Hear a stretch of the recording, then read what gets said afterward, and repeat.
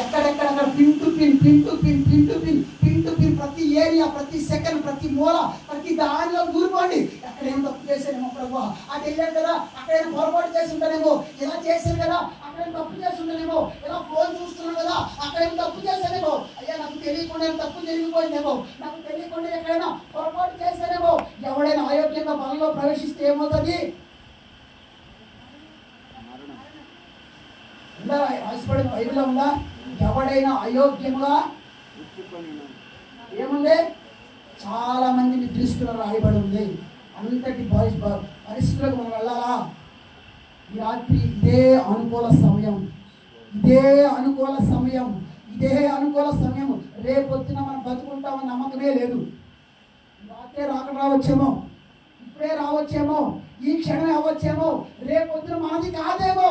ఇదే మనకి సమయము, ఇదే అనుకూల సమయము. ఈ రాత్రి మనం దొర్లి దొర్లి దొర్లి దొర్లి ప్రతి కార్నర్లో, ప్రతి యాంగిల్లో వెతుక్కుంటూ అక్కడ నేను క్రీస్తు స్వరూపం దూరం అయిపోయానేమో, ఇక్కడ క్రీస్తు స్వరూపం దూరం అయిపోయానేమో, నేను క్రీస్తు లాగా లేనేమో.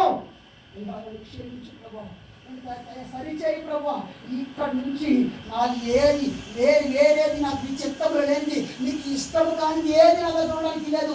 ఏదేది నాకు లాభకరంగా ఉన్నాయో ఈ రోజు నుంచి అది నీ నిమిత్తము పెంటగా ఎంచుకుంటాను ప్రభు అని తీర్మానం తీసుకుని బలలో వెళ్దాం. దేవుడి కొద్ది మాట దీన్ని ఆశించుగాక.